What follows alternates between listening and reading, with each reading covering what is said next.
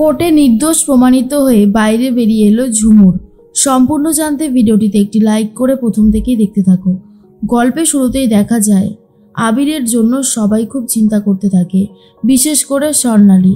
স্বর্ণালী তখন বলে, আমার ছেলেটার জীবনটা পুরো শেষ করে দিয়েছে ওই পেখমের জন্যই আমার ছেলের জীবন থেকে শান্তি চলে গিয়েছিল, আর এবারে ফিরে এসেছে ঝুমুর। এটা আমি হতে দেব না, যেভাবেই হোক আমি আমার ছেলেকে বাঁচাবো। তখনই কৌশিকী বলে, তুমি তোমার ছেলেকে আর কিভাবে বাঁচাবে বড় কাকিমণি? ওর তো বিয়ে হয়ে গেছে, ওকে বিয়ে করে নিল, আর আমি কিছুই করে উঠতে পারলাম না। আমি শুধুমাত্র তোমার কথা শুনে এখানে এসেছিলাম, আমি আজই এখান থেকে চলে যাব। তখন কৌশিকীকে বারণ করতে থাকে স্বর্ণালী। এর মধ্যে দাদু এসে বলে, শ্রীকান্ত, আমি শুনলাম যে বধুয়ার মতন দেখতে হুবহু একটা মেয়েকে নাকি বিয়ে করেছে আবির। পুরো সব চ্যানেলে তো খবরে দেখাচ্ছে থানার মধ্যে এরকম কাজটা হয়েছে। তখনই আবিরের বাবা শ্রীকান্তবাবু বলে, হ্যাঁ বাবা, এরকমটাই হয়েছে, তুমি একটু শান্ত হও। আবির তো এখনো বাড়িতে আসেনি, তাই আমরা সেভাবে কোনো কথা জানতেও পারিনি। একটু ধৈর্য ধরে বসো, দেখো সবটা জানা যাবে।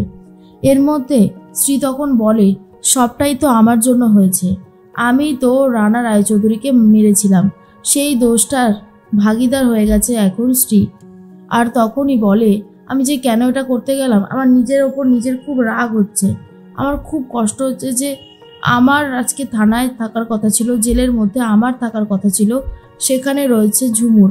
এটা আমি কি করে মেনে নেব? এটা আমি কোনোভাবেই মেনে নিতে পারছি না। স্বর্ণালী তখন বলে, ঝুমুর যখন নিজের থেকে দায়িত্ব নিয়েছে তখন অসুবিধাটা কি হয়েছে শ্রী? আমি তো সেটাই বুঝতে পারছি না। তোমরা সবাই মিলে আবিরকে বোঝাও, ও কোনোভাবেই যাতে ঝুমুরকে এই বাড়িতে না নিয়ে আসে। আমি ওকে কিছুতেই এই কাজটা করতে দেব না। এর মধ্যেই কৌশিকী বলে, আবির তো নিজের ইচ্ছায় ওই মেয়েটাকে বিয়ে করেছে, তাও আবার নিজের রক্ত দিয়ে। আমার আর এই বাড়িতে থাকার কোনো প্রশ্নই আসে না। এরপর কৌশিকী নিজের ঘরে গিয়ে সমস্ত জিনিসপত্রগুলো গুছিয়ে নিচ্ছে। তখনই চলে গেছে এই রনিতা আর বলে, আরে কৌশিকী, তুমি কি পাগল হয়ে গেলে? এভাবে চলে যায় কেউ? তুমি কোথাও যাবে না। কৌশিকী তখন বলে, আমি এখানে থেকেই বা কি করব? অনেক তো হলো, আমি আর এখানে থাকতে চাই না, বিশ্বাস করো মেজ বৌদি, এখানে থাকলে শুধু অপমান ছাড়া আর কিচ্ছু পাবো না।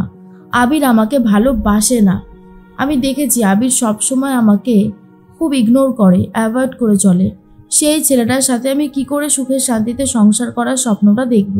তুমি আমাকে এই কথাটার উত্তর দিতে পারবে? রনিতা বলে, কিন্তু আস্তে আস্তে থাকতে থাকতে আবিরও তোমাকে ভালোবেসে ফেলতো। তুমি যদি একটু ধৈর্য ধরতে অনেক কিছুই সম্ভব, তুমি কোথাও যাবে না। এর মধ্যেই স্বর্ণালীর সাথে কথা বলতে চলে আসে আর কৌশিকী তখন বলে, কাকিমণি, আমাকে যেতে হবে, আমি আর এখানে থাকতে চাই না। স্বর্ণালী বলে, এরকম করো না কৌশিকী, আবিরকে আগে ফিরতে দাও, আমরা কথা বলি, তারপর একটা ব্যবস্থা করব। কিন্তু কোনো কথাই শুনতে চায় না। আর তখন স্বর্ণালী বলে, আবিরের আশাটা খুব দরকারি। সিঞ্জিনি এসে বলে, বড় মামি, বলছি দাদাভাই চলে এসেছে। এরপর স্বর্ণালী নিচে এসে আবিরের সাথে কথা বলতে শুরু করে আর বলে, আবির, তুই এটা কি সর্বনাশ করলি? আবির, আমি তোর সাথে আর কথা বলতে চাই না জানিস তো, কিন্তু বলতে বাধ্য হচ্ছি। তুই ঝুমুরকে বিয়ে করে নিলি, কিছু না বুঝে শুনে। এরকম কাজ কেউ করে? কেন করলি এমনটা? বল, কেন করলি? কি লাভ পেলি এতে? খুব সুখী হয়েছিস তুই? ঝুমুরের সাথে তুই কোনোদিনও সুখী থাকতে পারবি না। আবির তখন বলে, আচ্ছা মা, তুমি কেন এসবের মধ্যে ঢুকছো বলো তো? এর মধ্যে স্ত্রী বলে, আবির, তুই আমাকে কথা দে, তুই আমায় কথা দে যে তুই কখনো ওই মেয়েটার হাত ছেড়ে দিবি না। আজকে ঝুমুরের যা অবস্থা হয়েছে সব কিছুর জন্য দায়ী আমি তো রানা রায়চৌধুরীকে মেরেছিলাম, সেই দোষটা নিজের ঘাড়ে নিয়ে নিয়েছে ঝুমুর। আমি ওই মেয়েটার চোখের দিকেও পর্যন্ত তাকাতে পারছি না।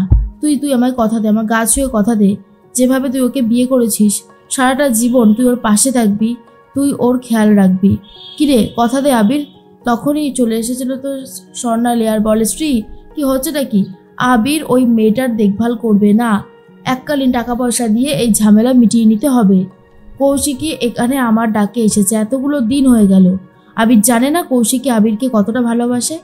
তারপরেও ও এই রকম অন্যায় করে কি করে? আমি একটা কথা আজকে বলে দিতে চাই সবার সামনে, আমি কৌশিকীকে পছন্দ করে সেই ব্যাঙ্গালোর থেকে এখানে ডেকে নিয়ে এসেছিলাম। ও আমার কথা শুনে এসেছে। আজকে যদি আবির ওকে বিয়ে না করে তাহলে কি করে হবে বলুন তো বাবা?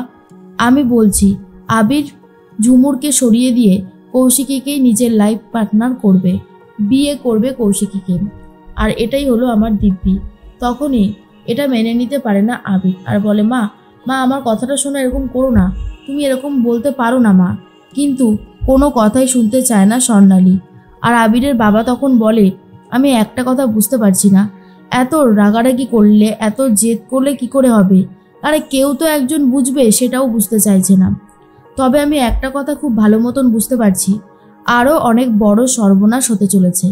এই কথাটা আমি সবাইকে বলে দিলাম। স্বর্ণালী যদি আবিরকে এখনই বুঝতে না পারে তাহলে বিপদের দিন আসছে। তার মধ্যেই কৌশিকী তো খুবই কান্নাকাটি করে। কৌশিকী ভাবে, কাকিমণি আবিরকে যতই জোর করুক না কেন, আবির আমাকে বিয়ে করবে না, আবির আমাকে পছন্দও করে না, সেটা আমি খুব ভালো মতন বুঝতে পারছি। এর মধ্যে আবির ভাবে, কালকে কোর্টের হিয়ারিং আছে, কাল আমাকে কোর্টে যেতে হবে। ঝুমুরের যেন কোনো শাস্তি না হয়, মেয়েটা তো সত্যি কোনো অন্যায় করেইনি। এরপরে জজ সাহেব রায় দিয়ে দেয়, রানা রায়চৌধুরীকে যেভাবে মারা হয়েছে সেটা পুরোটাই নিজের আত্মরক্ষার জন্য, তাই ঝুমুরকে আমরা বেকসুর খালাস করে দিলাম। আর এটা শোনার পরে সবথেকে বেশি খুশি হয় অভিতাজ, কারণ অভিতাজ বুঝতে পারে স্ত্রীকে বাঁচানোর জন্যই এমন একটা সিদ্ধান্ত নিয়েছিল ঝুমুর। আর স্ত্রীরও কোনো ক্ষতি হলো না, ঝুমুরেরও কোনো ক্ষতি হলো না, এর থেকে ভালো আর কী বা হতে পারে। তার মধ্যেই স্ত্রী চলে এসেছে স্যাম আর বলে, দাদাভাই তুই শুনলি? স্যাম তখন বলে, দাদাভাই কিরে কথা বলছিস না কেন? কি সুন্দরভাবে ঝুমুরকে নির্দোষ প্রমাণিত করে দিল, আর ঝুমুর বেকসুর খালাসও পেয়ে গেছে, আর কোনো চিন্তাই নেই। তখনই স্ত্রী বলে, সত্যি কথা, ঝুমুর যেভাবে রিস্কটা নিল, ওর যদি শাস্তি হয়ে যেত না, আমি নিজেকে কখনোই ক্ষমা করতে পারতাম না। তবে এটা খুব ভালো হয়েছে। কিন্তু ঝুমুর কোথায় গেল? সারা কোর্ট চত্বর জুড়ে ঝুমুরকে খুঁজতে শুরু করে আবির আর এদিকে স্ত্রী স্যাম, কিন্তু কোনোভাবেই পাচ্ছে না। অভিতাজ তখন বলে, আবির আমি তো সবটাই বুঝতে পারছি, কিন্তু তোমার মায়ের কথাটাও তুমি ভুলে যেও না। এবারে তুমি কি করবে সেটা সম্পূর্ণ তোমার ডিসিশন। এরপর আবির বলে, ঝুমুর কোথায় গেল এখন সেটা খুঁজে বার করতে হবে।